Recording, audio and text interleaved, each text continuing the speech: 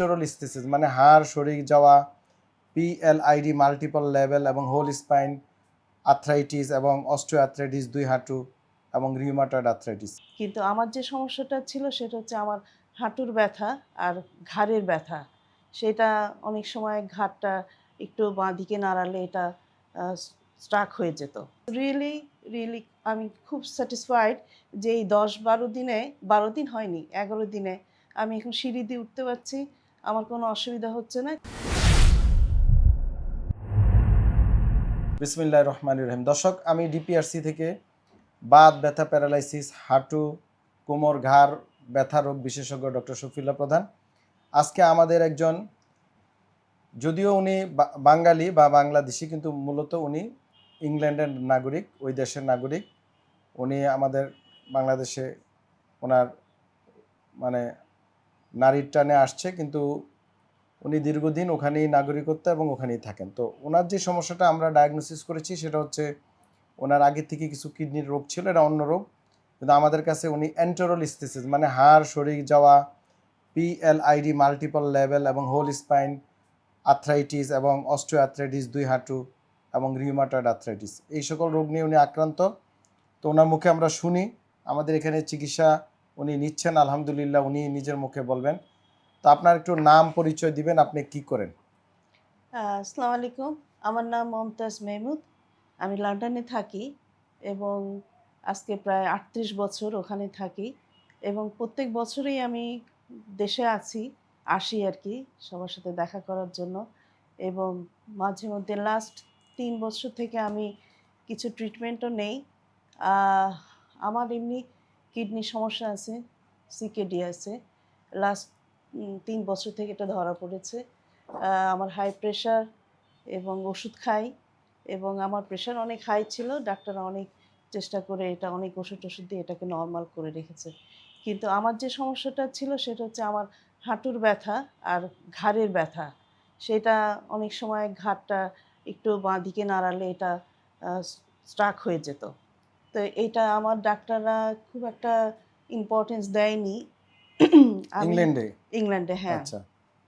তো আমি ওনাদেরকে বলেছিলাম যে আমার একটা ব্রেন সিটি স্ক্যান করার জন্য যদি কোনো সমস্যা থাকে, কিন্তু এখনও ডেট আসেনি। কিন্তু সেইভাবে কিন্তু হাঁটুর ব্যথাটা আমার খুবই খারাপ ছিল। আমি হাঁটতে পারতাম না, হাঁটতাম কিন্তু জোরে হাঁটতে পারতাম না। সিঁড়ি দিয়ে উঠলে আমার কষ্ট হতো। আমি খুঁজতাম যে কোথায় লিফট আছে এটা। আমি বাংলাদেশে এসে এর আগে ৪-৫ বছর আগে হাঁটুর ব্যথা একটু হয়েছিল, তখন আমি সিআরপিতে গিয়েছিলাম। তো ওরা ওটা ভালো করে দিয়েছিল। তো এইবার আমি আবার সিআরপিতে গিয়েছিলাম এইবার এসে, যাওয়াতে ওরা আমাকে থেরাপি দিয়ে আমার হাঁটু যতটুকু না আমি ভালো ছিলাম তার থেকে আরও ওয়ার্স করে দিয়েছিল। তো আমার অবস্থা আরও খারাপ ছিল। তো ফর্চুনেটলি আমি ইউটিউবে খুঁজতে খুঁজতে, না গুগলে সাম হয়, আমি শফিউল্লাহ প্রধান ডক্টর উনার ইয়েটা পেলাম। দেখলাম যে ওনারা অনেক কিছু করে। এটা আমার কাছে খুব ভালো লাগলো। আমি দেশে ছিলাম, পাবনাতে ছিলাম আমার দেশের বাড়ি। আমি ভাবলাম যে তাহলে এবার আমি ওখানে যেয়ে ট্রিটমেন্টটা করি। এখানে আসার পরে আমি রিয়েলি সারপ্রাইজড যে এই ধরনের ট্রিটমেন্ট এখানে দেওয়া হয়। মানে আমার কোনো রকমই অভিজ্ঞতা ছিল না। শুধু তে ওরা আমাকে এক্সারসাইজ দেখিয়ে দিত, ওইটা বাসায় যেয়ে আমাকে প্র্যাকটিস করতে বলতো। কিন্তু এখানে ওরা যে হাতে ধরে করায়, তারপরে বিভিন্ন যন্ত্রপাতি দিয়ে করায়, এটা আমার কাছে মানে খুবই অবনীত ছিল। এবং এই জন্য আমি আবার রেকমেন্ডও করেছি ২-৪ জনকে যে আচ্ছা। তোমরা আসো এখানে করো। তো ইটস রিয়েলি রিয়েলি আমি খুব স্যাটিসফাইড যে এই ১০-১২ দিনে, ১২ দিন হয়নি, ১১ দিনে আমি এখন সিঁড়ি দিয়ে উঠতে পারছি। আমার কোনো অসুবিধা হচ্ছে না। কিন্তু আমাকে আরও কিছু সাজেশন উনি দিয়েছে এবং আমার থেরাপিস্ট ছিল কি জানি না, কি তোমার ও ইয়ে, টেকনোলজিস্ট। হ্যাঁ, ইয়ে, কিন্তু ও শি ইজ দ্য বেস্ট আমার মনে হয়। কারণ আমি আরও ২ জনের সাথে আমাকে থেরাপি দিয়েছে, কিন্তু শি ইজ দ্য বেস্ট আমি মনে করি। এবং সে এত যত্ন নিয়ে এবং খুব সূক্ষ্মভাবে জিনিসটা করায়। I am really thank you to her. এবং আমি নিজেকেও ধন্য মনে করি যে আমি শফিউল্লাহ প্রধান স্যারের কাছে এসেছি, আমি ভালো হয়ে যাচ্ছি। যদি আমি লন্ডনে ফেরত যেয়ে যদি আবার আমি খারাপ হই, আমি জানি যে আমি এখানে আবার আসবো। এসে জি, আমি আসতে হবে না ট্রিটমেন্টটা ইনশাআল্লাহ। করাবো। ইনশাআল্লাহ অন্য কোনো কারণে আসবেন দেশে। সেটাই। আশাবাদী। এখন আসলে এমনি ওই লন্ডনে আপনার এই জাতীয় আমাদের ধরেন থেরাপি বলেন বা এই জাতীয় কোনো ট্রিটমেন্ট নেওয়া হয়েছে পর্যন্ত? হ্যাঁ, ওরা দিয়েছে কিন্তু ওরা ঐরকম ভিন্ন, এর ভিন্ন। মতন হ্যাঁ। ওরা বলে দেয়, দেখে দেয়, তারপরে ওরা প্রিন্ট আউট বের করে দেয়, বলে কি যে তুমি বাসায় যেয়ে প্র্যাকটিস করবে। তো আসলে হতে আমি হয়। ওনার সাথে এড করি। থেরাপি চিকিৎসাটা অনেকে মনে করে সব জায়গায় এক। নো। হুম, আসলে পৃথিবীর বিভিন্ন দেশে বিভিন্ন রকম। বাংলাদেশও ডিপিআরসির সাথে কারো কোনো মিল নাই, টোটালি ভিন্ন। তো এই পদ্ধতিগত চিকিৎসাটা আসলে রিসার্চ বেস আমরা এখানে কাজ করি দীর্ঘ বছরের পর বছর। অভিজ্ঞতা অনুযায়ী আমরা সেটা এখানে অ্যাপ্লাই করে থাকি সারা বিশ্বের সাথে। এখন তো আপনার অনলাইনে সবই পাওয়া যায়, ডাটা কালেকশন হতে শুরু করে সবই আমরা ইন্টারনেটে পেয়ে যাই।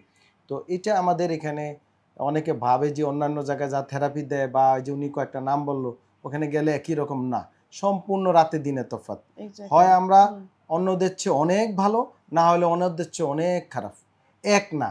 সো যারা ডিপিআরসি চিকিৎসা নিতে চান তারা ডিপিআরসিকে অন্যদের সাথে তুলনা করার কোনো দরকার নেই। আমরা কারো ধারেও না, পাশেও না, আমরা কারো খারাপও চাই না, কারো ভালোও চাই না। আমরা DPRC is DPRC, it's a another own brand, সম্পূর্ণ ভিন্ন। ইভেন কি আমাদের চিকিৎসার সাথে সিঙ্গাপুর, থাইল্যান্ড, আমেরিকারও কোনো মিল পাবেন না। টোটালি আমাদের দীর্ঘদিন আমার গবেষণালব্ধ একটা টিম ওয়ার্ক, এমডিটি অ্যাপ্রোচে ট্রিটমেন্ট আমরা এখানে করি।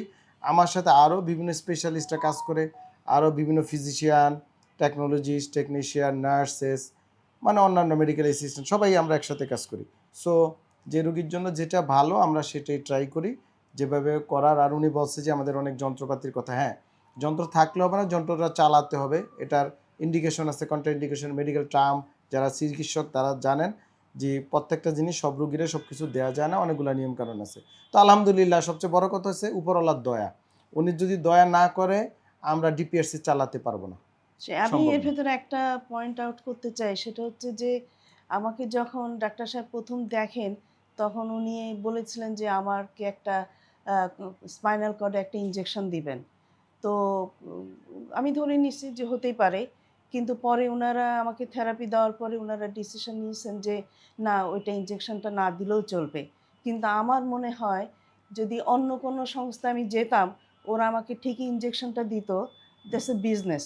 কিন্তু আমি মনে করি এখানে কোনো বিজনেস হয় না, এটা রুগীর যেটা ভালো হয় সেটাই ওনারা করেন। আমি রিয়েলি রিয়েলি স্যাটিসফাইড জি 100%। আলহামদুলিল্লাহ, আপনাকেও ধন্যবাদ। এবং দর্শক আসলে ডিপিআরসির চিকিৎসা একটু ধৈর্য সহকারে নিতে হয়। যেমন উনি খুবই ধৈর্য ধরে এখানে ভর্তি হয়েছে, চিকিৎসা নিচ্ছে, খুবই মানে ধৈর্যশীল। অনেক রুগী এসে অস্থির হয়ে যান, 2 দিনে ভালো হইতে চান। স্পেশালি যারা প্রবাসীরা আসেন, সময় হাতে নিয়ে আসেন না, আইসা অস্থির হয়ে যান। দয়া করে চিকিৎসা করতে হবে স্থবিরতার সাথে, ধৈর্যের সাথে, তাহলে রেজাল্ট আসবে। যেমন আমি ওনাকে বলছি, আমি লেখা আছে 21 দিন, তো আলহামদুলিল্লাহ ওনার নিজের মুখেরই 10-12 দিন হয়ে গেছে। আজকে হ্যাঁ 10-11 দিন, 11 দিনে 11 উনি দিন। ওনার হ্যাপি। সো আমরা ছেড়ে দিব। তো এই যে অস্থিরতা করে আসলে ধরেন উনি যদি চিন্তা করতেন না আমি 7 দিনই ভালো হওয়ার চেষ্টা করব, তাহলে উনি জীবনও ভালো হইতো না। সো জিনিসটা বুঝতে হবে। আমাদের চেষ্টা আছে, আমরা চেষ্টা করি। সবাই ভালো থাকবেন, আমাদের জন্য দোয়া করবেন, রুগীর জন্য দোয়া করবেন। আসসালামু আলাইকুম রহমতুল্লাহি ওয়া বারাকাতুহু। ডিপিআরস লিমিটেড, আস্থা, বিশ্বাস ও নির্ভরতায় অবিচল।